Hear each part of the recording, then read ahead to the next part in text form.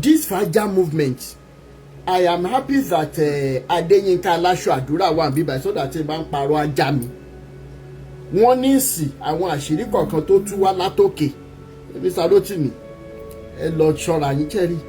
Àwọn pastors yìí wọ́n mọ̀ pé legally or legally àwọn ò ní nǹkan kéèké sí torí question lè ń béèrè lọ́wọ́ wọn. Ìbéèrè ò dẹ̀ fàjà. Ṣùgbọ́n ṣẹ́rí wọ́n ti dọ́gbọ́n sọ àṣírí tú pé ibi tẹ́ ẹ bá ní property sí wọ́n á lo resources wọn láti wà. Tẹ́ ẹ bá ní cousin tẹ́ ẹ ní relative kankan ní Nàìjíríà wọ́n ṣe tán láti pa wọ́n. Tán bá anybody tán bá mọ̀mọ́ yín ẹja mo lè gbé wá sókè kó já mi tí n bá parọ́. Bẹ́ẹ̀ ni. What am I saying? Eventually, do you know that yesterday, the day before yesterday, one of us has a relative, a family member being threatened by hired assassin? Do you know that? And I will be throwing out the number. Torí gbogbo ẹ̀yin èèyàn rádaràda yìí, ẹ máa rò wípé àwọn èèyàn ń bẹ̀rù yín torí wípé onírọ́ ló tiẹ̀ máa ń lẹ́lẹ́rìí òun wà lọ́rùn. Jẹ́ kí n sáré kankankan.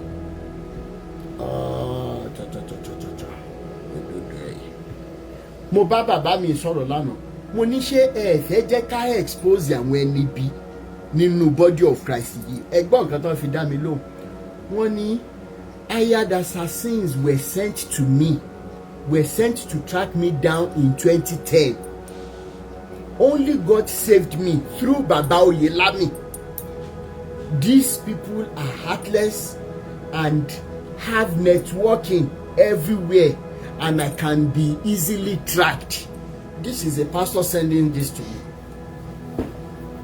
And that is the reason we cannot expose the pastors. I know the pastors. Mama want to run hired assassins. Nínú body of Christ náà ni. Do you know now that they have started threatening? Hired assassin ẹni yẹn dẹ̀ sọ fún relative kan lára wa wípé wọ́n ti san owó ẹ̀mí ẹ̀. Nítorí ìdí ẹ̀ nǹkan kó máa wá owó káàkiri láti fi dóòlà ẹ̀mí ẹ̀. So I am asking again, what kind of Christianity are you good for nothing entities practicing in Nigeria? Especially when I see mothers in all these covens that you call churches. Some of you will come and say, Rotimi, orúkọ Jésù, ó lágbára, orúkọ Jésù, ilé ìṣọ́ agbára ni, olódodo sáwọbẹ̀ ó dẹ̀yẹ. How can the same name of Jesus be the same thing they preach, yet is the same body that somebody, a pastor is not afraid of? A pastor is afraid of speaking out concerning what co-pastors did with his own wife. Tí wọ́n dẹ̀ tún rán agbé nípa, wọ́n nìkan lọ pa. How does it make sense?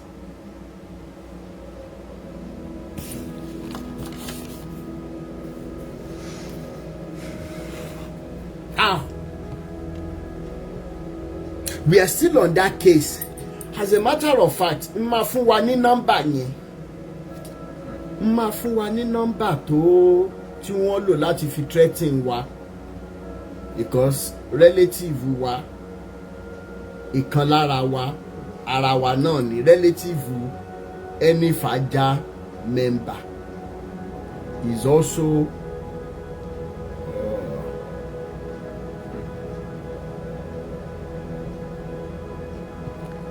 ẹjọ ẹ̀yin tẹ́ bá lè bá wa, gbogbo ẹ̀yin agbófinró tẹ́ máa ń wò wá, gbogbo iṣẹ́ tẹ́ bá lè bá wa ṣe lórí gbogbo iṣẹ́ tẹ́ bá lè bá wa ṣe lórí ẹni yìí.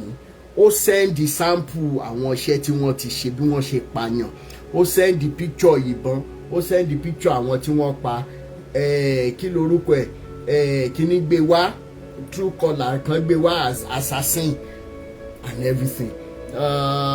Ẹjọ ẹ bá mi mú pépà àti pen, ẹ bá ń kọ nọ́mbà ìsílẹ̀ 091. Ẹ lè bá mi fi sí comment section on TikTok, on YouTube, on Instagram, on Facebook. Ẹ bá mi fi nọ́mbà yẹn sí comment section, jẹ́ káwọn èèyàn rí nọ́mbà agbénipa tí wọ́n rán káàkiri tó ra máa follow ẹ̀ up to the letter. 091 5077 6772. 091 5077 6772. Kakonikumọ̀ mi ní wá yín tì. Ẹni yìí wá send account details kan ní àkáǹtì yẹn ń jẹ́ opay account Sodiq Lekan Adeniji. The same pastors tó sọ wípé that shall not be unequally yoked with unbelievers. Pé tẹ́ ẹ bá fẹ́ fẹ́ra yín.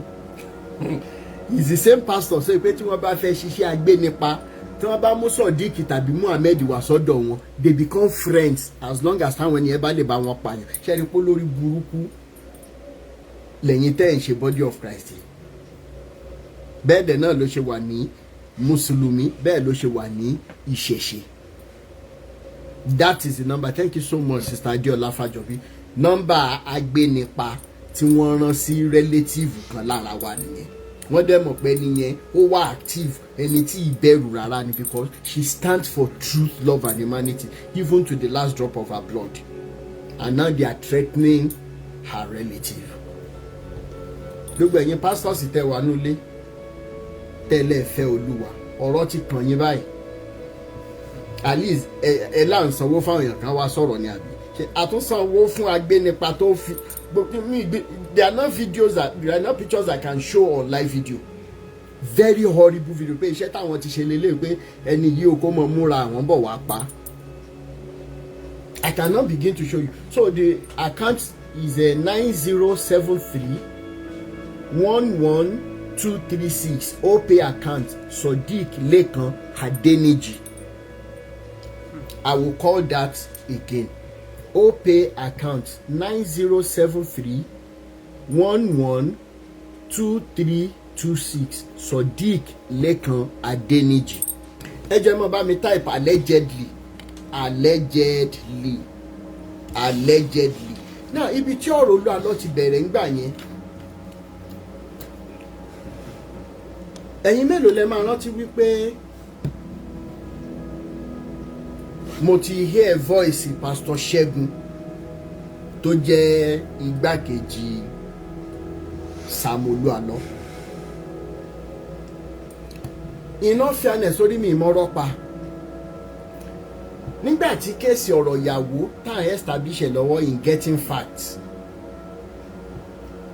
ẹnìkan gbé kéèsì Pastor Ṣẹ́gun wá. Ó ní Pastor Ṣẹ́gun lè má fẹ́ bá mi sọ̀rọ̀. Mo níwẹ̀ ó kù sí wọn lọ́wọ́. Ṣùgbọ́n ó máa wùn mí tó bá lè bá mi sọ̀rọ̀. Ẹni yìí jẹ́ ẹni tó jẹ́ girlfriend di Pastor Ṣẹ́gun. So ó mọ Ṣẹ́gun dáadáa.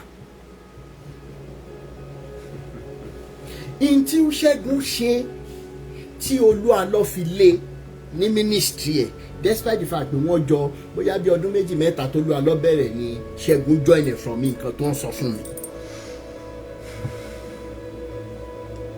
Ṣé ọwọ́ Olúalọ fún rẹ̀ mọ́? Tó rọ̀rọ̀ yẹn dàbí ọ̀rọ̀ bàbá tó ń mu sìgá tó wá ń lu ọmọ, bàbá tó ń fagbó tó wá ń lu ọmọ tó ń mu sìgá pé ẹ ṣé o fẹ́ parẹ́ ni, it's irresponsible. How are you making sure that it is what you do you are asking these children to do and not what you say? Now, lady yìí sọ fún mi wípé tí wọ́n bá accuse Pastor Ṣẹ́gun pé Pastor Ṣẹ́gun kó bìnrin, it is a lie, torí wípé òun gangan lẹni tó ń déètì Pastor Ṣẹ́gun gbà yẹn. Mi ìrántí ìlú bí tó ti lọ kí Pastor Ṣẹ́gun tí wọ́n ní ìjà kan wá ṣẹlẹ̀, ìyàwó Pastor Ṣẹ́gun wá síbẹ̀ nígbà kan gbébòrùn fún wípé ọkọ ẹ̀ ń bá ó ní girlfriend. Òun lẹni náà, ìjà yẹn dẹ̀ lé débi pé òun láǹdì sọ́sibítù torí ó dẹ̀ bóyá níyàwó Ṣẹ́gun gé oúnjẹ lọ́yàn tó fa wàhálà. I will never say that anybody tó bá wà nínú business church pèmí àti wọn àgbàtìra wa no, but I will never allow that to overcloud my sense of judgment when it comes to truth, love and humanity. Eventually inú mi nù pé Pastor Ṣẹ́gun agree láti bá mi sọ̀rọ̀. Mo wá sọ fún Pastor Ṣẹ́gun pé níwọ̀n gbà tẹ́ mọ̀ pé ẹ fara ṣiṣẹ́ fún Olúwa lọ. Níwọ̀n gbà tẹ́ mọ̀ wípé ẹ mú kan mọ́ kan kò ní ẹ̀tọ́ láti lé yín bó ṣe lé yín yẹn láì fún yín ní gratuity yín. Tẹ́ bá rẹ́dì láti ṣiṣẹ́ èmi ò bá Olúwa lọ sọ̀rọ̀ no matter how small so that you go and use it to establish torí girlfriend ex-girlfriend yín tó wá sọ̀rọ̀ yín fún mi ó sọ̀rọ̀ yín fún mi ní dáadáa bẹ́ẹ̀ dẹ̀ ṣe ń live from hand to mouth tó bá iye tó bá lè fún yín because he is a man of God. I still have all the charts so that tí wọ́n bá gbé jáde kẹ́ ẹ lè mọ̀ yóò fún yín lówó sẹ́ẹ̀. Ló fà tẹ́mi àti Pastor Ṣẹ́gun fi sọ̀rọ̀ nígbà ni. On one side ọ̀rọ̀ Pastor Ṣẹ́gun lọ allegedly ọ̀rọ̀ lady kan tó ń jẹ́ Ayọ̀mídé jáde kan ló wà ní Italy allegedly. Ọ̀rọ̀ Ayọ̀mídé yìí ló wá ṣokùnfà bí ọ̀rọ̀ ṣe wá tàn dé ọ̀dọ̀ ẹni tí mo fẹ́ play voice note ẹ̀ lẹ́nu mi ní dárúkọ ẹ̀.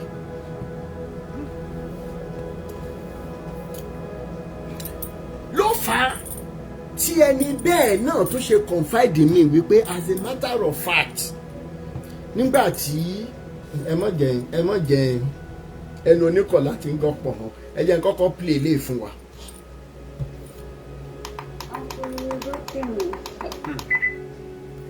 Ọlọ́run á máa ràn yín lọ́wọ́, Ọlọ́run á máa gbé yín dìde, Ọlọ́run á máa tì yín lẹ́yìn lórúkọ Jésù Kristi. Ẹjọ́ ẹ má bínú, ó yẹ kí n lè dárúkọ mi lè bọ̀ fún mi lè dárúkọ mi nítorí onírísìn. Bí ẹ sọ nípa Olúwa lóòótọ́ ọ̀rọ̀ tí màá yẹn sọ òótọ́ ni nítorí member church wọn ni church wọn gan ni mo ṣe lọ up to now up to the ni mo ṣe bá yín sọ̀rọ̀ ni. Máa yẹn ó ń jalè tó wọ́n dẹ̀ pòtẹ̀ sí orí social media tó ìyẹn tẹ̀ kọ́ ni issue tó wà bẹ́ẹ̀ ni wípé ó ní àwọn ọmọ kan tó ń bá wòlíì Olúwa lọ ṣiṣẹ́ fún a good 9 years wọ́n pè kàn ní àlùkò wọ́n pè kàn ní ilé kan èyí ìrìnàjò àwọn ọmọ yẹn gbà tí ó. Please on ẹjọ́ honors for real ẹ máa bá wa mute tá a bá ti gbé yín sókè ẹjọ́ nítorí Ọlọ́run èní ó sensitive díẹ̀ ẹjọ́ Instagram family ẹ máa bá wa like ẹ máa bá wa love ètò yìí please help me be typing allegedly YouTube family help me be typing allegedly TikTok allegedly Facebook allegedly ẹ jẹ́ kó mọ lọ bẹ́ẹ̀ ẹjọ́ nítorí Ọlọ́run mo mọ̀ di tí mo ṣe sọ bẹ́ẹ̀ allegedly torí wípé àwa ò sí bẹ́ẹ̀ àwọn tó sọ̀rọ̀ ni wọ́n mọ tí wọ́n rí tí wọ́n fi sọ bẹ́ẹ̀ ẹ má bá wa táìpù ẹ jọ YouTube family Facebook family Instagram family ẹ má bá wa táìpù ẹ allegedly ẹ jọ ẹ jẹ́ kó máa lọ bẹ́ẹ̀ ẹ jọ. Tó a lọ máa dà wọ́n sílẹ̀ wọn ò rí pín báyìí mo lọ sílé fún àwọn fámìlì wọn. Àwùjọ alọ́ ní pé kọ́ mọ̀ bá wọn ṣiṣẹ́ fún last program tá a ṣe náà ti sọ fún àwọn ọmọ ìgbọ̀dọ̀ bá wọn ṣiṣẹ́ mọ́ àwọn ọmọ ṣiṣẹ́ fún odidi ọdún mẹ́sàn-án wọn ò rí kankan gbà. Bọ̀bọ̀ studio tí ó kọ́mẹ̀tì ní àná ní orí kọ́mẹ̀tì lánàá ní TikTok ní bọ̀bọ̀ studio yẹn that's the Median gbogbo ní Median Olúalọ́ bọ̀bọ̀ studio yẹn gbogbo ní Median Olúalọ́ tí ó post tó ń sọ̀rọ̀ tẹ́tí pé tí Median yẹn bá fẹ́ sọ̀rọ̀ pé kó come out bọ̀bọ̀ yẹn ó ní cameraman Olúalọ́ and ó ní bọ̀bọ̀ kan náà ayọ̀ náà pè olúwa lọ sọ pé òun máa gba ọmọ yẹn tọ́ ọkùnrin ni mo lè forward nọ́mbà ayọ̀ yẹn sí yín torí ọmọ yẹn ń sìn ọ̀tọ̀ ní ẹni tó padà tọ́jú ọmọ yẹn olúwa lọ́wọ́ rán ọmọ yẹn lọ sí school ọmọ yẹn dẹ̀ ní orí òun ò gbéwè mọ́ òun fẹ́ kọ́ṣẹ́ after that ẹ ti sọ ní gbogbo public pé ẹ máa tọ́ ọmọ yìí lọ. ládùúrò prayers jésù ò lè tún orí ọmọ yẹn ṣe. ẹ rí kọ̀kọ́ ṣe fún láìpẹ́ ọmọ yẹn ń sìn bàbá lọmọ yẹn ń ṣe àwọn tó dẹ̀ fi sí iṣẹ́ bàbá àwọn tí mo mọ̀ délédélé nínú níbi láti ti dárúkọ àwọn yìí náà. ìkejì ṣé kẹta ni ṣàfẹsọṣá ìkẹta tó wà nínú ẹni pé ó tún ní bọ̀bọ̀ kan náà ṣèyí ni wọ́n máa ń pè ẹnjìníà olùalọ́yìn wọ́n fún ní mọ́tò in public náà ṣe fún ní kọ́kọ́rọ́ mọ́tò bí mo ṣe ń bá yín sọ̀rọ̀ mọ́tò yẹn ó wà níbi tí ọmọkùnrin yẹn tó kàkẹ́sì tó yẹ pé mọ́tò yẹn gbà. ó ní workers wọn kan tó bá wọn ṣiṣẹ́ for a good 3 years 40,000 naira ní workers yìí ń gbà tí ó ti tó pé ọmọkùnrin yẹn náà bá wọn ṣiṣẹ́ mọ́. Pásítọ̀ Ṣẹ́gun wọn ò rí 5 naira mú kúrò ní ọ́ndà wọn nítorí mistake kékeré tí wọ́n ṣe. Agbóyè nǹkan míì ló jẹ́ pé máa yẹn ti ṣe but bíbélì gan sọ pé ká má ṣe ṣe ìdájọ́ ẹni àmì òróró òun pé ká fi ẹni àmì òróró òun sílẹ̀ kọ́lọ́run ṣèdájọ́ òun. So àwọn nǹkan tí mo kàn lè sọ ó nìyẹn ẹjọ́ fà ẹni kẹ́kẹ́ play voice note yìí in public because if I play voice note yìí in public everybody will notice wọ́n máa dá voice mi mọ̀. So àwọn nǹkan tí mo mọ̀ nìyẹn tí mo ní nítorí àti àwọn nǹkan míì ó ní lady kan náà tó wà lórí TikTok like ní Fọlákẹ́mi Fọlákẹ́mi pé kó sọ̀rọ̀ tí kò sọ̀rọ̀ seven success ló padà wá sọ̀rọ̀ Fọlákẹ́mi yẹn náà church members wà ní nǹkan tó ṣe ọmọ yẹn náà kò ní lè wù èmi tí mo bá yín sọ̀rọ̀ náà nǹkan tó ṣẹlẹ̀ náà èmi náà ní lè sọ ó ní lédè kan náà tó ń bá wọn dáná Ṣọlá náà fi orúkọ rẹ̀ Ṣọlá yẹn ń sìn ó ti lé ní 50 years kò bímọ. allegedly. bí mo ṣe ń bá yín sọ̀rọ̀ tí wòlíì bá dé sí Nàìjíríà lẹ́yìn báyìí òun ló ṣì máa lọ dáná fún wọn nílé àti bẹ́ẹ̀ bẹ́ẹ̀ báyìí Ọlọ́run á ràn yín lọ́wọ́ Ọlọ́run á máa dé yín ga gbogbo ọkà tó bá fẹ́ ta kò ní bá yín o gbogbo ibi tó bá dùn sí ó máa bọ́ sórí àwọn àrọ́mọdọ́mọ wọn. In fact níbi tó tún lè dé ó ní bí wọn kàn wọ́n pè ní Báyọ̀ yẹn ìyàwó ẹ̀ kú ní last year torí ìyàwó ẹ̀ kú ní last year ó máa lè pe Báyọ̀ yẹn pé báwo ni ìyàwó ẹ̀ pẹ̀lẹ́ ti ìyàwó ẹ̀ o wọn ò pe Báyọ̀ yẹn àwọn ọmọ ọjọ́ gan ò ní àǹfààní láti lè rí wọn pé ẹ̀kọ́ báyìí ló ṣe wọ́n kò sí títí tí ìyàwó Báyọ̀ yẹn fi kú ìyàwó Báyọ̀ yẹn kò bímọ kò ní oyún àárọ̀ títí dalẹ́ títí ìyàwó Báyọ̀ yẹn fi kú Báyọ̀ yẹn dẹ̀ sì wọ́n títí Báyọ̀ yẹn sì wọ́n débi wípé gbogbo ìgbà míì tíyàwó ẹ̀ bá sick lọ sí kò ní lè ráyè láti lọ yọjú síyàwó ẹ̀ nítorí kọ́mọ̀bà àdínú kọ́mọ̀bà sọ àdéhùndọ̀gbìdé ẹ̀pọ́n padà lé Báyọ̀ yẹn náà ni wọ́n ní Báyọ̀ jí àwọn olówó àìmọye ilé tí wọ́n kọ́ tó jẹ́ pé Báyọ̀ yẹn ló mọ ibi tí wọ́n kọ́lé yẹn sí. tó gbogbo nǹkan tí wọ́n ń ṣe Ọlọ́run nìkan lọ́ba ó máa ṣèdájọ́ olúkálùkù wọn wọ́n máa sọ lórí púpìtì wípé àwọn máa ṣe nǹkan báyìí àwọn máa ṣe nǹkan báyìí ní ìwà ìgbórúkọ tó dẹ̀ tó sọ yẹn n ò ní ṣe kò sí kankan orí ẹ̀ tó máa náwọn fẹ́ ṣe n ò ní ṣe nǹkan kan ẹyọ kan báyìí orí ẹ̀ n ò ní ṣe ẹ fẹ́ ṣe kánsẹ́lì fáwọn ènìyàn ẹ ní ṣe kánsẹ́lì fún wọn ẹ dẹ̀ máa sọ online ẹ máa sọ everything tí ọmọ ayọ̀ yẹn ló dùn. ẹ dúró ná nǹkan kan sọ sí mi lọ́kàn sí does it mean that the acceptance of Jesus of Jerusalem or Israel as your Lord and personal Savior is another way to say that you don't want to be responsible? Chama Jayo Pataba Sosha. That the day you say you accept Jesus, you now neglect your your brain. You say, no, you neglect your conscience. Everything that has to do with conscience and brain. I'm telling you.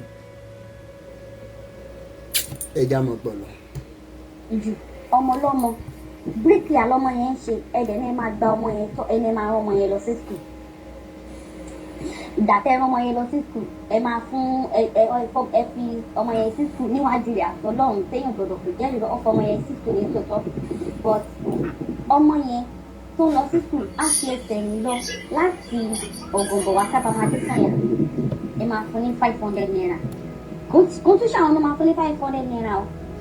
Secretary wọn Fẹ̀yìntọ́lá ló máa fọmọ yẹn ní 500 naira tọmọ yẹn bá ní ebi ń pa òun ọmọ yẹn ṣe débi kó padà lọ ṣiṣẹ́ bíríkìlà wọ́n ṣe fídíò ọmọ yẹn wọ́n sẹ̀ǹdẹ̀ sí wọn ẹ bẹ̀rẹ̀ sí ní sọ̀rọ̀ ọmọ yẹn ti lọ bá yín níbi sọ́ọ̀sìtì wípé àkọ́bá ẹbẹ̀ ẹni bí ọmọ yẹn bí ajá ọmọ yẹn ń sun ẹkún débi wípé security like mopo Friday ló sọ wípé kọ́mọ yẹn má sùn fún mọ́ pé kó forget everything. Ẹmọ yẹn kan ní tó ti ṣẹlẹ̀ ọ̀nkúrútì ni ẹ wò Ọlọ́run á máa ràn yín lọ́wọ́ o Ọlọ́run á máa ràn yín lọ́wọ́ o Ọlọ́run á máa gbé yín ga o Ọlọ́run á máa ràn yín lọ́wọ́ o ẹ̀yin ṣiṣẹ́ ṣe o ẹ̀yin fọmọ yín ṣiṣẹ́ ẹ̀yin fàyà yín ṣiṣẹ́ Ọlọ́run á dúró tì yín á dúró tàwa náà tá à ń sọ̀rọ̀. That is Ayọ̀ number WhatsApp ẹ̀ so the other one mo send sí yín sí now that Fọlákẹ́mi ó ní kankan tó ṣẹlẹ̀ between Fọlákẹ́mi and àwọn so I would like láti Fọlákẹ́mi gbogbo náà kó sọ̀rọ̀ so if you know the way that can actually change the voice pátápátá so mi máa ń jẹ́ pé voice di ìgbọ̀nsẹ̀ kó jọ voice ọkùnrin I don't mind even though Pastor Ṣẹ́gun that Pastor Ṣẹ́gun sir wọ́n nǹkan tí ojú wọn ti rí Pastor Ṣẹ́gun kàn lọ wọ́n kàn ní kọ́ ló máa jẹ́ kéèyàn lọ lórí ètò ní ọlọ́ máa jẹ́ kéèyàn kọjá ní orí ejò tó kọjá lórí àpáta tí ò nípa bẹ́ẹ̀ gẹ́lẹ́ ni ọ̀rọ̀ Pastor Ṣẹ́gun ṣe jẹ́ ní ọ̀dọ̀ wọn. Pastor Ṣẹ́gun tún wá sí bírọ́sìtì wọ́n dìgbé Pastor Ṣẹ́gun pé ta ló wọn níṣẹ́ because àwọn àtìyàwó wọn ní issue. Pastor Ṣẹ́gun ò ní kí ní báyìí ní kúrò lọ́dọ̀ wọn and that is not only Pastor Ṣẹ́gun. Àwọn boys méjì tí wọ́n ní pé wọ́n tún lé kúrò náà àlùjọ àti ilé ìpẹ́yìn rẹ̀ yọ̀ máa make sure pé mo get number àwọn yẹn náà máa send fún àwọn yẹn náà ò rí píìnì báyìí mú kúrò lọ́dọ̀ wọn ilẹ̀ tó tó àná fáwọn pípùn yẹn wípé wọn tó bá ṣe wo check program wọn níbi ṣe máa wo ilé yẹn máa forward sí ní ẹ máa ní pé wọ́n àná fáwọn fún wọn nílẹ̀ wọn kan tó wà ní Ìdó ní church ìfọ̀sọ́ ní church níbi pé ilẹ̀ wọn tó wà ń bẹ níwájú church fáwọn fún àwọn pípọ̀ yẹn wọn ò fún wọn ní ilẹ̀ kankan àwọn ọmọ yẹn ò tí ì gba ìwé ìyẹn báyìí sọ́wọ́ di bí mo ṣe sọ̀rọ̀ yìí bọ̀bọ̀ ṣèyí yẹn náà tí mo ní pé wọ́n gbé mọ́tò ẹ̀ wà ní church níbi tán pàkẹ́tì bọ̀bọ̀ yẹn ò rí mọ́tò rẹ̀ so all these things if you know ẹjọ́ ìrọ̀ náà ẹjọ́ torí wọ́n ní tí Ọlọ́run bá ń ṣọ́yàn kéèyàn náà máa ṣọ́ rẹ̀ mò ń ṣọ́ ara mi mo dẹ̀ ń ṣọ́ láìpẹ́ mi ẹ̀jọ̀ tó bá mọ̀ pé there is a way you can do it tí voice mi ò tiẹ̀ ní hàn rárá jẹ́ pé wọn ò tiẹ̀ níbi trains lórúkọ mi àtọ̀ so you can do it àbọ̀ tó bá ti wá mọ̀ pé you be calling me and this I will not pick you online yo. Uncle Rotimi ẹ jẹ́ ká wá bọ́ sí agbami ètò àti ìbẹ̀rẹ̀ o ẹ jọ allegedly yẹn ẹ jẹ́ kó máa lọ all star preamble ni eléyìí tẹ́ ti gbọ́ yìí a wà nídìí ọ̀rọ̀ Pastor Ṣẹ́gun ọ̀rọ̀ Ayọ̀mídé yọjú when we thought we had heard everything. Arábìnrin kan wá bá mi. Good afternoon, sir. Trust you are pretty good, sir. I don't know how I am going to put this because I made a vow at Kemi and I made a vow at Ido and I made another vow at his house in Akure. that no one will ever know anything that happened. This is the reason why I am so scared, because of my vow.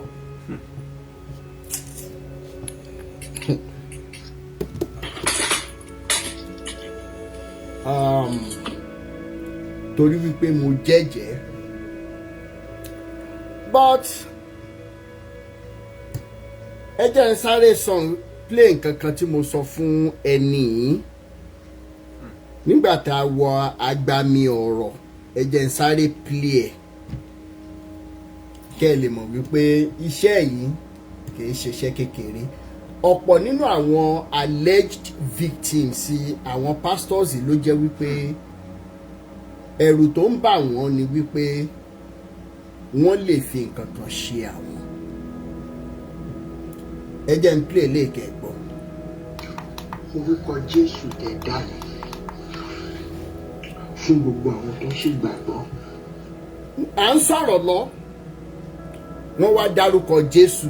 Nígbà ìwọ̀n gba tẹ́ ẹ bá ti gbàgbọ́ nínú orúkọ Jésù, tó jẹ́ pé torí pé ní pé kẹ́ ẹ ṣèlérí fóun, òun ni ẹ̀rù ṣe ń bà yín pé torí ẹ ṣèlérí wípé ń tájọ́ ń pò pọ̀ yìí o, ń tájọ́ ń rò pọ̀ yìí o, alẹ́ jẹ́ etí kejì tàbí etí kẹta ò ní gbọ́.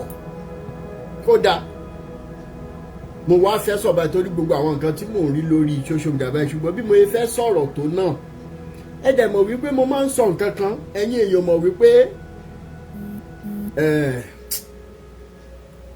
lánàá ẹnìkan give testimony pé òun sọ nǹkan kan ní 4 months ago. Godfather dìde wọn ni wo lọ́ọ́ fọkàn balẹ̀, nǹkan kò ní ṣe, ìyá yẹn ló máa kú dànù. Wọ́n ṣe testimony pé ìyá ti kú. Ẹ̀yin mélòó lẹ ti gbọ́ rí lẹ́nu mi tí mo sọ wípé ṣé rí gbogbo ẹ̀yin tẹ́ ní nǹkan kan ṣe pẹ̀lú àwọn pásítọ̀ yìí. In a natural way, Elédùmarè ó mọ̀ gbé òkúta sí yín lọ́kàn. Débi kó dìgbà tẹ́ bá tó pọ̀ èyí tó wà ní àyà yín kẹ́ ẹ tó nísìnyí. Ẹ̀yin mélòó lẹ ti rántí? Ṣé ẹ rántí pé mo máa ń sọ dáadáa? Ṣé ẹ rántí? Ó ti ń ṣẹlẹ̀ báyìí. Ó ti ń ṣẹlẹ̀. So, àwa sọ̀rọ̀ yẹn débi kan ẹ̀rù wa ń ba arábìnrin. Rántí ní ẹ̀ṣọ́ pé nǹkan kò ní ṣe mú ní ẹni olófa response tí mo fẹ́ play fún ike tó wá play Voicenote ẹni yìí.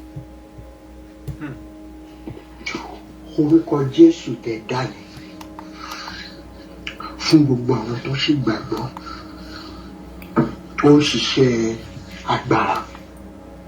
Ẹmọrin tán máa ń kọ pé oníṣègùn làwa ní Léso tabaya. Jésù àbánidáró. Rekuso tabaya. Ọ̀rọ̀ rẹ̀ múni lára dá. Regabuso tabaya. Àgbọ̀ òun ti Jésù. Ìró dídùn lórí ìṣẹ́ra. Orúkọ dídùn níyàwó. Orí tó dojú lọ ní Jésù, Jésù, Jésù. Ẹ má postpone ní. He has already given you the courage to speak out. And the deliverance is not going to be only for you, Authentic, but it's going to be for other people, number one. Number two, ẹ jẹ́ kí n fi ti bàbá Ezekiah ṣe example. Lady ní pé bóun ṣe ń dágbé tóun ń dáfà tóun fẹ́ commit suicide tóun á tún rò pé àwọn ọmọ òun kò sí ẹni tó ràn lọ́wọ́ oríṣẹ́ náà bá promise òun báyìí wọ́n láyé. Never wa power tap ẹ mọ tàlẹ̀ deadly ẹ dẹ̀ mọ bá wa share ẹ jọ. Kò believe ẹ ìgbà tó ń ṣe àtẹ̀símọ́nì látòrí péjì mi. Sẹ́dẹ̀ mi ò bá gbowó mi ṣe àwọn tó máa ṣe foundation tó máa fi foundation gbowó ẹni yẹn ni mo send the account directly sáwọn tó fẹ́ help. She was weeping.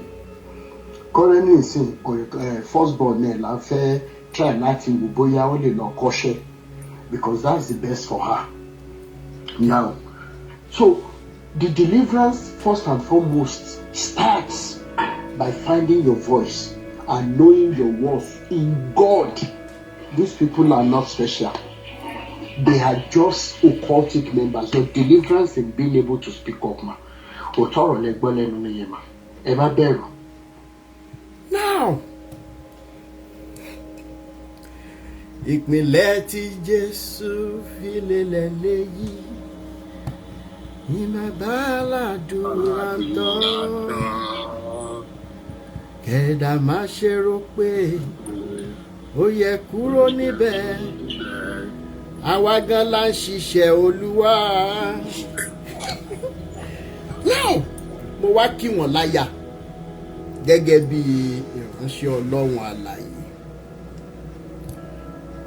I don't know how I'm going to put this because I vowed at Kemi, I vowed at Ido, and I made another vow at his house at Akure that no one will ever know anything that happened. Reason that I am so scared now because of my vow. When I now had all this happening on social media, that he allegedly bought house and ring worth 1.5 million to propose to Ayo in Italy, and some of the choir members told me also that he allegedly slept with them. After sleeping with them, he will push them away. I was scared. Some said àwọn ò gbà, but all his messages he do delete immediately after he sent them messages.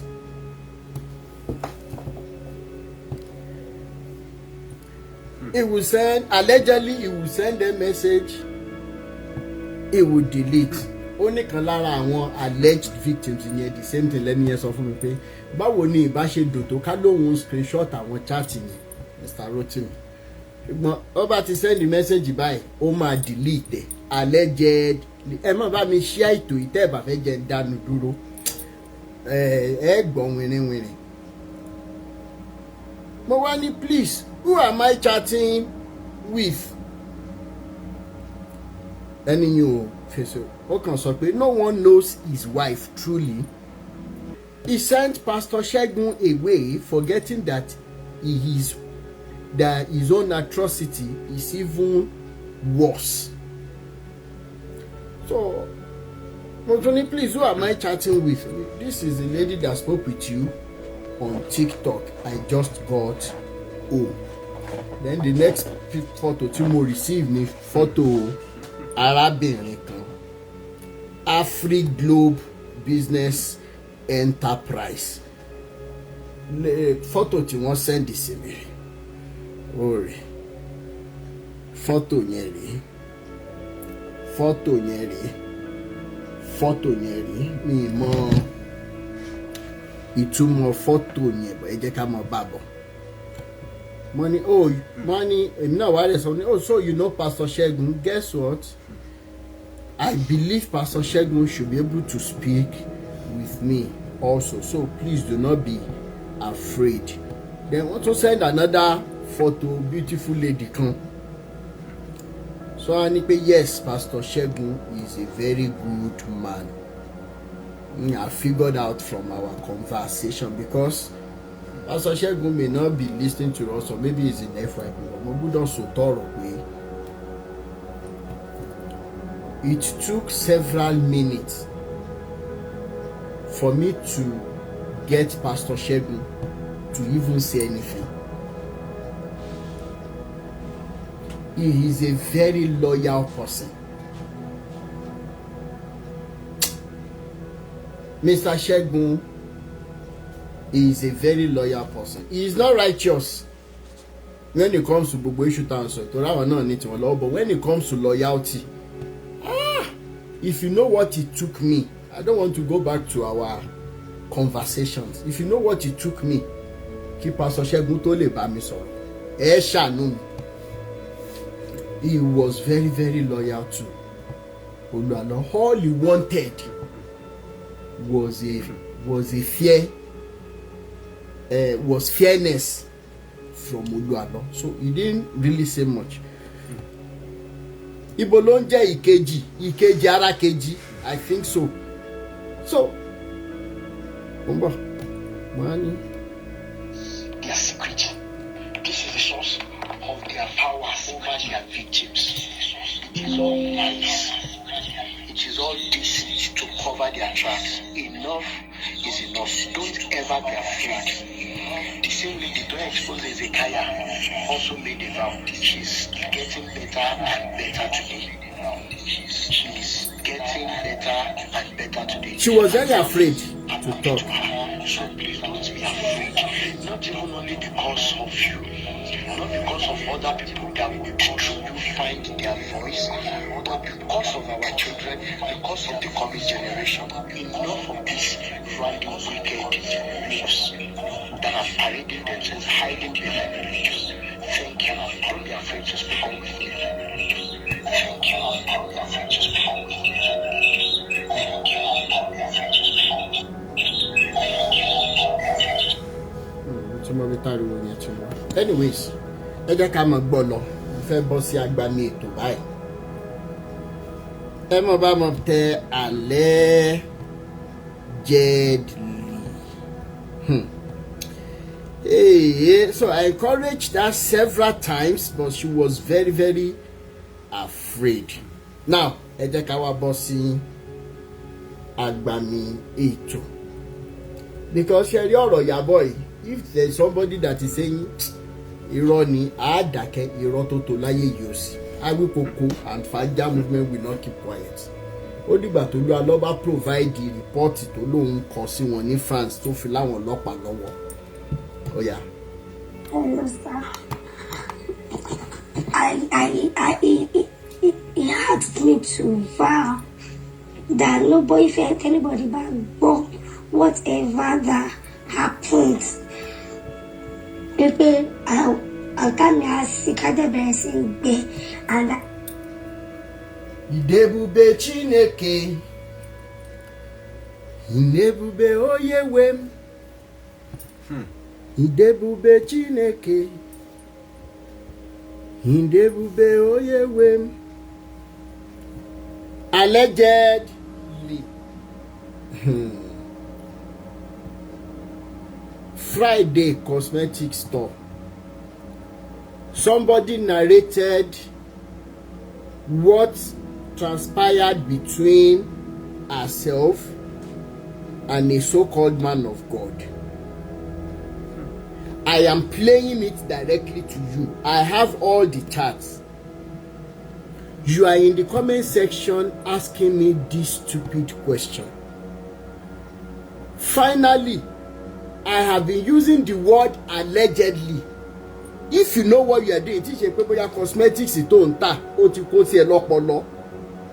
you will know the meaning of allegedly, that I am leaving room to the fact that yes, it is from the horse's mouth, but because I was not there to confirm pé mo ká wọn níbi tí wọ́n ti ń sọ̀rọ̀ tàbí wọ́n ṣe nǹkan kan.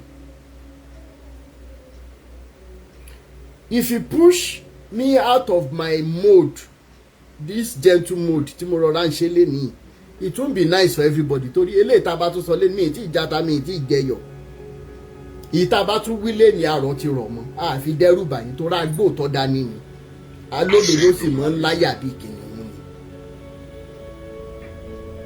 Oh, okay. He says in shock. Okay, I understand where you're coming from. Ẹ jẹ́ ká tún gbọ́ again. hello, sir. He asked me So, to cosmetics, má bínú. that no boyfriend, anybody back, but whatever that happened. Ẹ máa tẹ allegedly ẹ dẹ̀ máa bá mi like ètò ẹ máa bá wa share ẹ jọ̀ọ́ nítorí Ọlọ́run.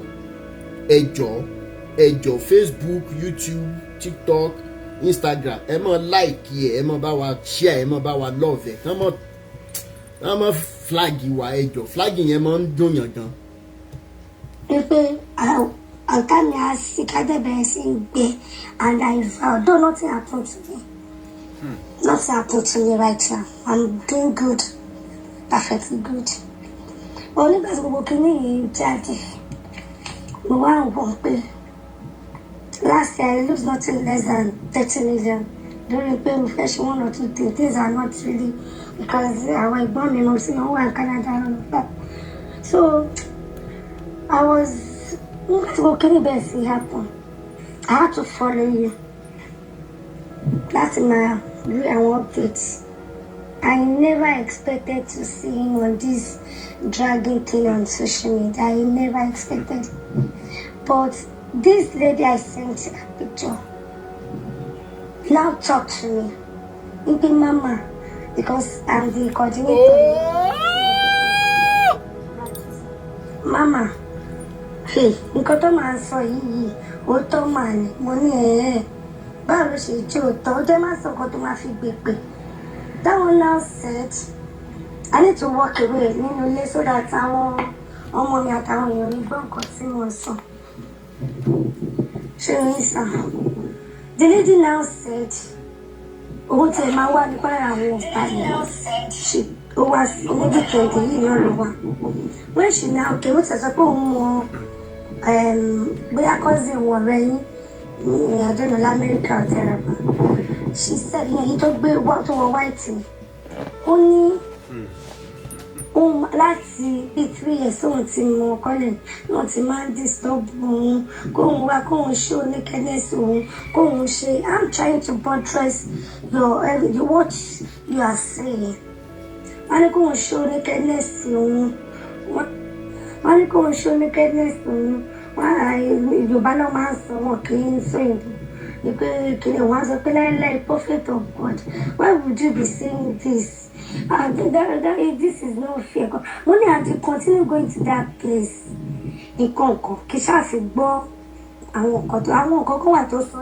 I'll forward it to you because only let's capture them so that address evidence. Anyone down so that of which the new alarm that I cannot even say because of the vow I made.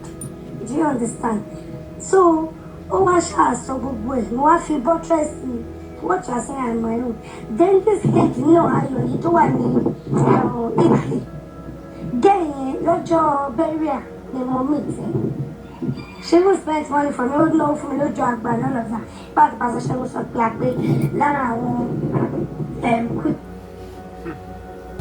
Ẹ̀yin akéwì ọ̀ràn, ẹ̀yin olórí burúkú tó ń pè ní kinní kan wise àmọ́ rí yín tà mọ́. Ṣé mọ́ Samuel ló rán yín lẹ́pà? Àbí bíṣọ́ọ̀pù ló ní kẹ́ ẹ lọ ra ògì àtomi dùn wá àmọ́ gbúrò yín mọ́. Ṣé ẹ̀mọ̀ báwọn sọ́njọ́ yẹn pé òótọ́ ni ó lékè wọn ò ní gbúrò yín mọ́ àmọ́ gbúrò torí wípé one of those days ẹ gbé fọ́tò ẹnìkan jáde nígbà bẹ́rẹ̀ àyẹn ẹni ló tì mí ojú ti tiẹ̀ o ṣe bí ìyàwó pẹ̀lú ọmọ olórí burúkú tó máa ń po ọṣẹ sẹ́nu yìí bí ìgbà tó mu ewúro yìí Fẹ́mi Tóyìn ẹni ṣe bí ìyàwó olú alọ́rẹ̀ẹ́ kinní kan ó wá nígbà bẹ́rẹ̀ bàbá ó ṣe kinní kan. ó lẹ́gbọ́ yìí o MC Wise àmọ́ gbúrò yín mọ̀ olórí burúkú Àdàbà TV mọ́ níwọ̀n ní gbúrò ẹ̀ mọ́ wọn gbúrò ẹ̀ mọ́ torí òótọ́ ló máa lékè àdàbí tá a bá gbérọ́ dání pé a fẹ́ báyàn lórúkọ jẹ́ tí ì ṣe pé di òótọ́ la wà ló yá kù. bẹ́ẹ̀ ni tóra fàjà bísí lẹ́nu jọ́ mélòó kan gbogbo yín dẹ̀ wá parọ́rọ́ àgbúrò yín mọ́ àti wèrè tó pe rẹ̀ látàyè ṣe ẹ̀ ń kọrin ẹ̀sìn kiri wọ́n ní ẹ̀ tún ní kọ̀ mí mọ́ ẹ̀ ní ṣeun rere. Lórí ọ̀rọ̀ Ìyábọ̀ yìí Olúalọ́ à ń dúró àwọn ọlọ́pàá ń dúró bó bá fi máa di nẹ́ẹ̀sì mọ́ Samuel ẹjọ́ ẹ jẹ́ ká tún bẹ̀rẹ̀ sí ní gbègbèsè bẹ́ẹ̀ ni ọlọ́pàá yẹn ọ̀gá ọlọ́pàá tán ránṣẹ́ ẹgbẹ́ á ti settle down ẹja lọ tébù bẹ́ẹ̀ ni ọlọ́mọ̀ọ́mọ̀ jẹ́ kí fàájà sinmi ọ̀sẹ̀ bíi mélòó kan lórí relocation mi. Àwa gbúrò kankan nù yín mọ́.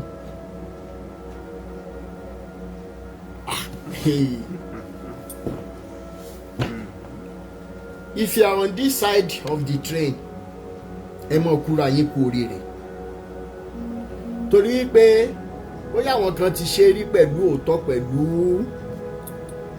ọkàn kan ó ti wá pẹ́ tẹ́ ti ríru péjì tó jẹ́ wípé ṣe wọ́n kàn dúró fòótọ́ wọn ṣe ń torí owó tàbí ọrọ̀ ayé tàbí ipò àsìkò yẹn tó ti dé báyìí ẹ mọ̀ kíra yín kú oríire if you're on this side of the train tí ìṣẹ́nu train lẹ́wà torí train tó move yìí mi ì tí ì rí bàbá ńlá kú bàbá ẹni tó lè dá dúró ẹ̀yin tẹ́ wá ń dúnkokò mọ́ wa wípé tá a bá tó bẹ́ẹ̀ tá a bá ṣe kíni tá a bá tó bẹ́ẹ̀ àṣẹ òní ó ní nọ́mbà tí Voicenote ti tiẹ̀ náà wà torí gbogbo yín pátá gbogbo ìgbà tí bá ti ní days of báyìí ẹ ládùúrú Voicenote tí mo kọ síta lánàá ó ń rè ẹ ti rí ẹ ti ládùúrú ẹ òun ló tún continue yìí o mo ti analyse ẹ mo sọ fún yín pé màá ní time kẹrin òun ló mo pín ìwé sí méjì ní nọ́mbà 50 ó dé nọ́mbà 68 mo dẹ̀ sí ṣe lọ sí 400 and something ní tí mo ṣe kí n tó sùn lánàá ni mo ti analyse gbogbo ẹ gbọ́ wìrìwìrì ẹ̀rọ báyìí body of Christ.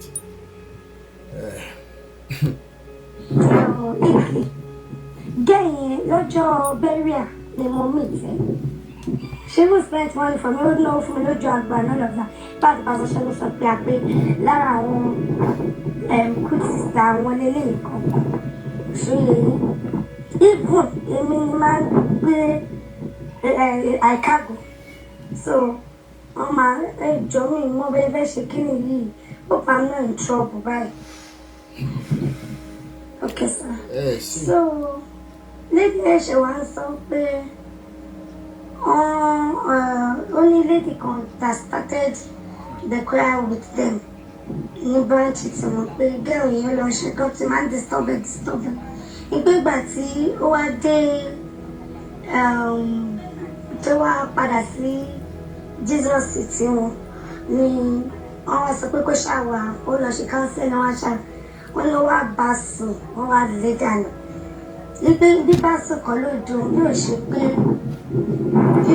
pé títí dànù tó wọn dànù pé òun feel bad about òun feel sad àtìgbà yẹn lédi yẹn ò wá mọ́ wọ́n ní wá no wonder lédi yóò wá mọ́ no wonder nígbà nǹkan tó ṣẹlẹ̀ ní kókó sick for some time but bàtíyá ó get over it but ó sọ pé òun kò ẹgbẹ́ àwọn àmọ́ like that ṣé mo mélòó lèèyàn fẹ́ sọ bí ó ṣe pé kọ́lọ́run yóò yàn èèyàn wò pé èèyàn sá sábẹ́ ẹgbẹ́ àánú èèyàn sá sábẹ́ ààbò èèyàn wá rí other side of this is just sad tí ó bá yẹ pé you came out and all the people that came out èèyàn ò bá má lè get over nǹkan tó máa pààyàn nìyẹn nǹkan tí ò bá pààyàn nìyẹn let us just try and save our people out there but I know with this what you said àti ọmọ tí yóò forúkọ ẹ̀ lálẹ́ sí Italy àti àtàwọn tó ti bímọ tí kò tiẹ̀ wà náà àti gbogbo ẹ̀ papọ̀ we be seeing all this it's our men of God. Queen Yomi again you. Ẹ̀gbọ́n màá ní ọláṣẹ́ ìníṣẹ́ ní Nàìjíríà ní wọ́n láì ẹ ṣe ń gbàdúrà náà ní wá sọ pé àgbẹ̀ la fẹ́ ṣe àníṣe but we think praying will it is just so sad sha. It is sad. Sorry. It is sad. It is so sad that.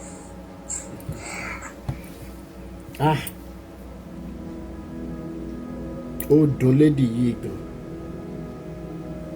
She was used. Yeah, Joy gave her the same thing. Yeah. It is very sad. Allegedly, she was used. Oh, don't make her. Mo dey wish pé kí n lè bá wọn get justice. Oh, mi kí n lè bá wọn people get justice. But how many of them ló brave láti jáde wá sọ̀rọ̀? Nǹkan tó ṣẹlẹ̀ sí mi lélẹ́yìn tó bá fẹ́ ṣẹlẹ̀ kó ṣẹlẹ̀. I can't even explain. I can't explain. This is too sad. The least person I could ever thought of would be a competition. See, it will drag this far. Is this Professor Mulano? Is this Professor Mulano? I never expected this. But in Basically, so okay. Ask Pastor Sheldon himself. Please don't play my voice note to me, please. Ask him. If there's no how we know no one or two things of what I am saying. Okay. She if no one full evidence compare. Boss on for in your conversation in Jesus City. Allegedly. Ó sọ pé òun ti rí òun ti ń gbé tóun bá ti rí wípé àwọn èèyàn tó fẹ́ fẹ́ òun tó bá ti fẹ́ fẹ́ òun bàbá olú alọ́nà máa rí wípé òun ọkọ òun ò bímọ òun wá sọ́dọ̀ pé kọ́jọ́ kó tó òun lẹ̀ wípé ṣe ló lé àwọn ohun bí ajá ask him just don't tell him don't ẹ má tiẹ̀ kọ́ ọmọkùnrin kò sọ pé àwọn èèyàn mú ọ̀rọ̀ yẹn wá wípé àwọn náà lè sọ pé àwọn ò mú ọ̀rọ̀ tí mo fẹ́. Well, at this point, hey, she only she see? Yes. She was very afraid to speak. Yes. Yes. Jesus shall for me. Don't know. Well, how would I put this? Anyways, I only want to buttress everything. I want to confirm, let me say yes, that all what has been said, it's very sad. All what has been said so far, Timothy, added up with what has happened to me. I'm doing good myself. I'm doing good. I'm okay. As I simply, I've been trying to go abroad and it is not working. I'm very good, perfectly okay. So yes, sir. I have to get some money. Go.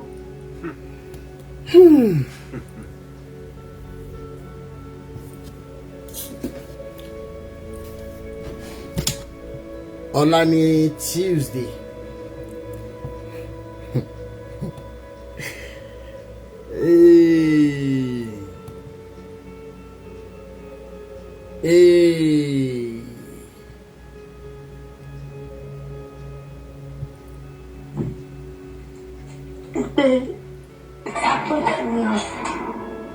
It's happened to me also 7 years. So I can say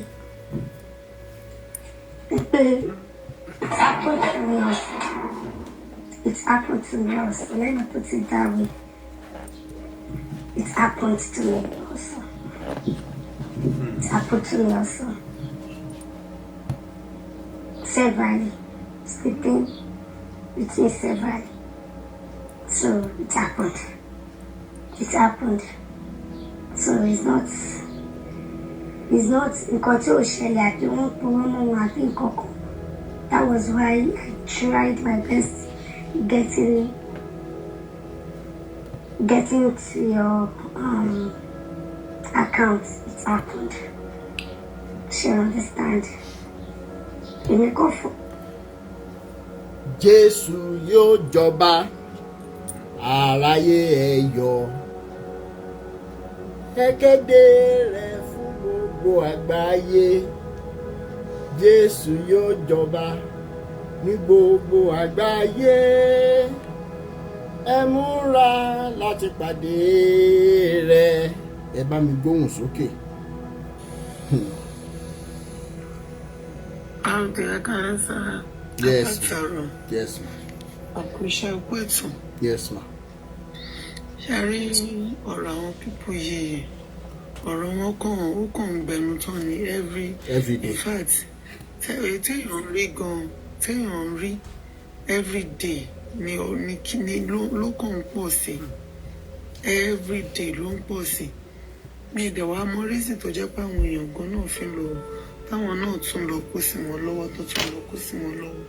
Kò ṣe pé kò sí social media wọ́n ń gbọ́ wọ́n ó dìgbà àná ni mo kàn ń béèrè wípé ṣé chọ́ọ̀chì gíṣọ́ tún wá ń pọ̀ sí ni àwọn kan òkè ní ọ̀nà Ìjẹ̀ṣà yẹn ẹnìkan náà tún lóun ṣe program very big church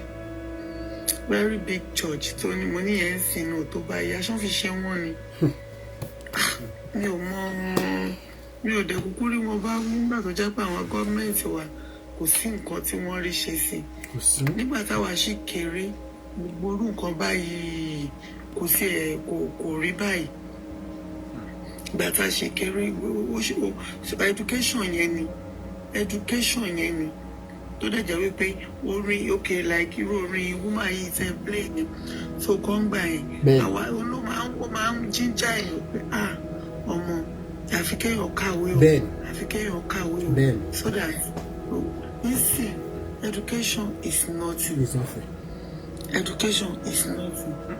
because before you know it wàá rí wọn máa ní àwọn ń ṣe yahoo àwọn ọ̀sẹ̀ tó ń ṣe kíní kan wá láwọn àwọn ní ìyá àwọn ọmọ tó ń ṣe yahoo. Association of Yahoo Boys Mothers. Can you imagine? So gbogbo àwọn olùkọ́ bẹ́ẹ̀ tẹ́mi ọba tún kó máa ń kó rẹ̀wẹ̀sì ọkàn báyọ̀ pé ṣé kò ń ṣe ayé yìí náà nà bí àwa yìí náà sí tó jẹ́ wípé who born you for where báwo làwọn parents ẹ ṣe máa close the school báyìí eré tó máa mú lọ́lé pé because ó máa wà yíga pé òun lọ́lé bóyá ó fẹ́ lọ kiri ọjà ni o ó fẹ́ lọ ṣe báyìí ni o bẹ́ẹ̀ni ó fẹ́ lọ lẹ́sìn ó fẹ́ lọ assist àwọn parents ẹ ni ó fẹ́ lọ lẹ́sìn ni ó fẹ́ lọ assist àwọn parents ẹ ni o ó fẹ́ lọ ṣiṣẹ́ ni o mo ti ń sìn kò sí yẹn mọ́ our leaders wa náà ò dẹ̀ wá wọn help wọ́n ti jẹ́ kí gbogbo ẹdí fọ́pọ̀ mọ́yọ̀ òun ló fún àwọn pípọ̀ yìí àwọn náà ń fún wọn láyé jẹ because àwọn náà ti mọ̀ wípé the same feathers ní gbogbo wọn fún mi àwọn náà ti mọ̀ pé kò sí nǹkan tí wọn kò fẹ́ ṣe fún wọn ẹ káwọn máa ṣayé àwọn lọ kò sí nǹkan tí wọn fẹ́ ṣe before you know it wà rí lè lò ti the pastor nígbà tó jẹ́ wípé kò ronú future pé okay òun kò lọ sí school gan most of them wọ́n lọ school àní àwọn sí the pastor so Ọlọ́run á gbà wá lọ́wọ́ wọn o á túbọ̀ máa fún yín ṣe o ẹ kú ètò. Yes, ẹ ṣé ma, thank you so much.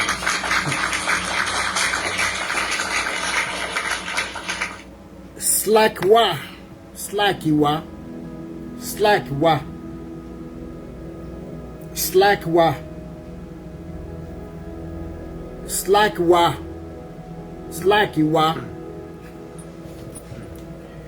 The only zodiac.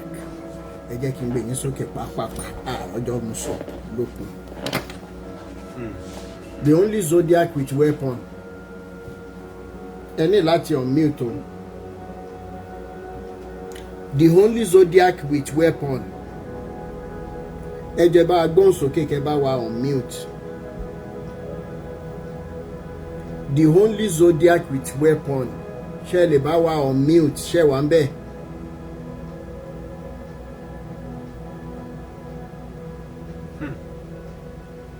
Yay, that's lovely.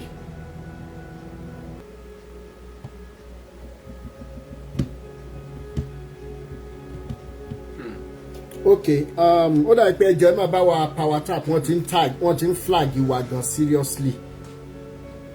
Bẹ́ẹ̀ni, wọ́n ti ń flag wa. Prince NJ, Mo Samuel, wọ́n flag wa gan. Wọ́n ti flag Mo Samuel náà. Godfather, ẹ jẹ́ n gbé yín sókè.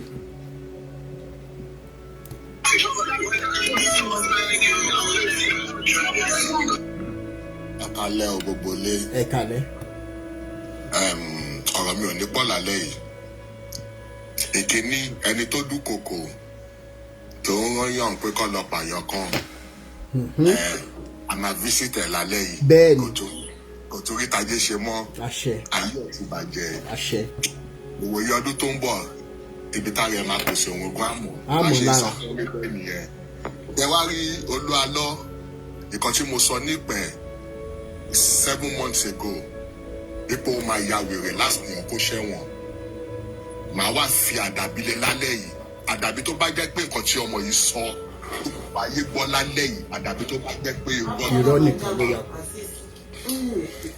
ẹjọ́ mute àyàfi tó bá jẹ́ pé irọ́ ni ọmọ yìí pa pẹ̀lú voice note tá a gbọ́ lálẹ́ yìí ní gbogbo nǹkan tí mo sọ fún dípò olú àlọ́ ni kò ní ṣe mọ́ lórí bó tó bá jẹ́ pé olú àlọ́ ṣe olú àlọ́ ó ti ń ya wèrè already àwọn tó ti notice ó máa ya wèrè tó máa já sí ìta tó máa faṣọ ẹ̀yà lórí ọ̀tá yẹn orí ṣọ́ọ̀ṣì tó gbójúlé tí báńkì yẹn lówó tó ń ṣe yẹn ibẹ̀ ló máa ya wèrè sí ọ̀rọ̀ tí mo sọ yẹn lọ kọ́lẹ̀ ó kú 2 years and 5 months fún ẹ tí ó bá ti ṣẹlẹ̀ á jẹ́ pé kò sí Elédùmarè ní òkè.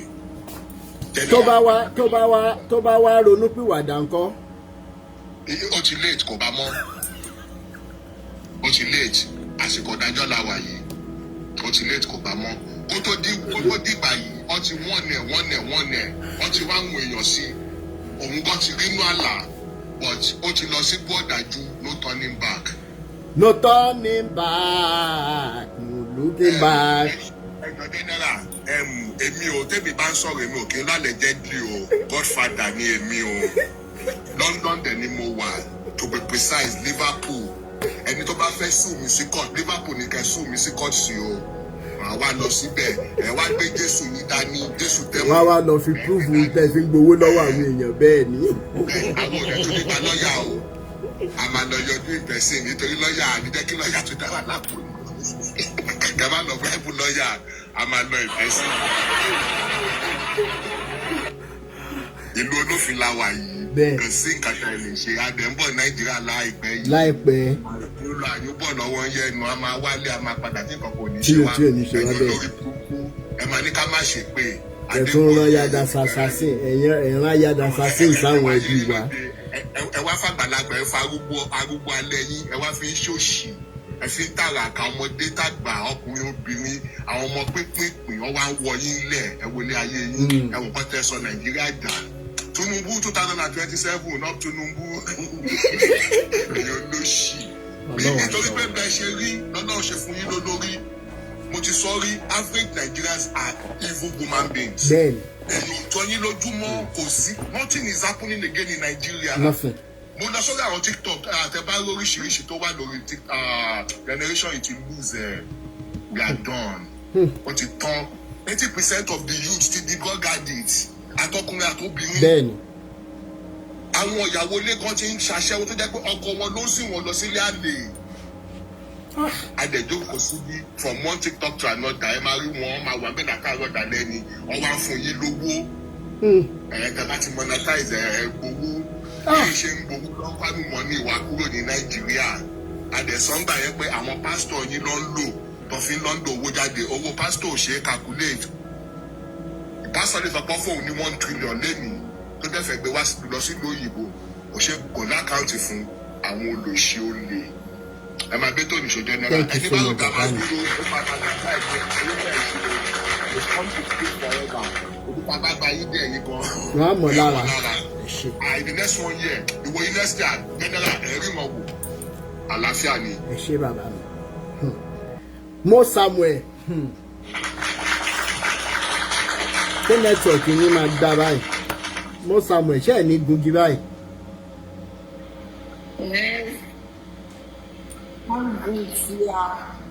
Mo Samuel. Àwọn only generalist mọ̀. Ìyá mi dáadáa. Bàmúdókè náà. Hello? Oh my God. Send the request. Aya ọba ṣe wà ńbẹ̀. Aya ọba ẹ jọ̀ọ́ ẹ máa bá wa power tap ẹ jọ̀ọ́ nítorí Ọlọ́run network kò dá rárá. Aya ọba Dọ́là Aliu ṣe wà ńbẹ̀. Aya ọba ẹ jẹ́ máa bá wa power tap wọ́n flag wa Dọ́là ìlú ID vibe ó yá ID vibe ẹ máa bá wa power tap wọ́n flag wa seriously ID vibe oh ó yá ibi miracle máa rí ṣe ń sìn. Ẹ jẹ́ máa bá wa power tap ẹ jọ. Òótọ́ ló máa dé kí àjàbí tá a bá gbé rọ́dá ní pé Adébáyọ̀ lórúkọ yẹn ti ṣe pé kí òótọ́ làwọn.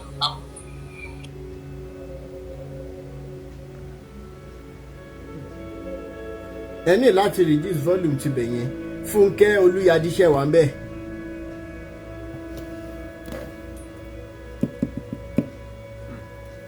Ó bàbá. Ebi miracle àti ń gbọ́ yín báyìí. Gbogbo etí mo fi ń gbọ́ yìí bí device mẹ́ta mo fi ń gbọ́ yìí nìkan.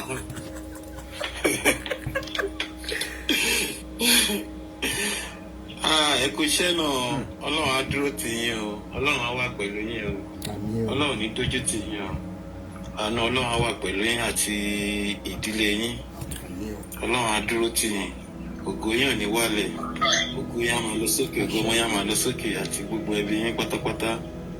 Agbára Ọlọ́run àwọn la máa rẹ́yìn wọn, àwọn la máa lékè because òótọ́ ló lékè irọ́. Bẹ́ẹ̀ni. Kò sí nǹkan àti ìgbọ́ nǹkan kan ó sì ń rìn wọ́n ni ó sì máa já ọ̀pọ̀lọpọ̀ jẹ. Táwọn bá dẹ̀ bí ọ̀rọ̀ yín bẹ́ẹ̀ ṣe sọ àwọn tí wọ́n bá ní secret táwọn bá ti gbé wá wọn ò ní nísinmi o because the more the revelation the more sensitized people will be and àwọn èèyàn á dẹ̀ lè learn. And I was so happy for the testimony yesterday. Lady tó wá pé ìyá kan tó dúkokò mọ́ òun. Bẹ́ẹ̀ni, ìyó ń jápa. A máa ṣe fídíò lórí ìyá yẹn jẹ́ kí wọ́n ṣe bẹ́rí àtàn.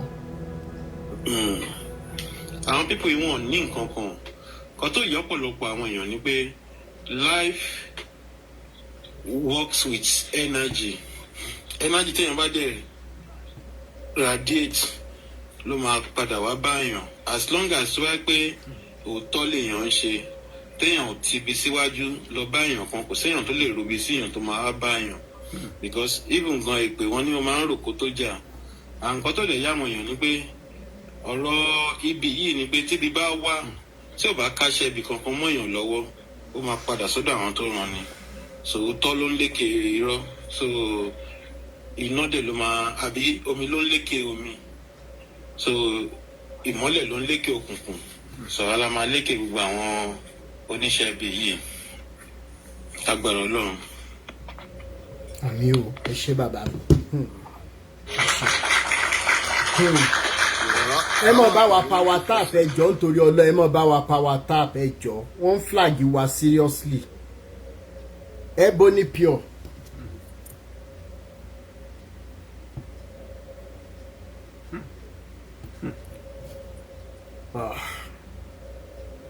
Dọ́là Aliu gbogbo ẹ̀yin tí ẹ bá ń bẹ̀rù láti sọ̀rọ̀ látòrí TikTok WhatsApp nọ́mbà mi Dọ́là Aliu ṣe ti wọlé. Ìwọlé olóṣù Dọ́là Aliu ṣe ti wọlé títè mi. Hello. Ó máa dúró dé bí oyè ẹ̀ ní ilé lọ.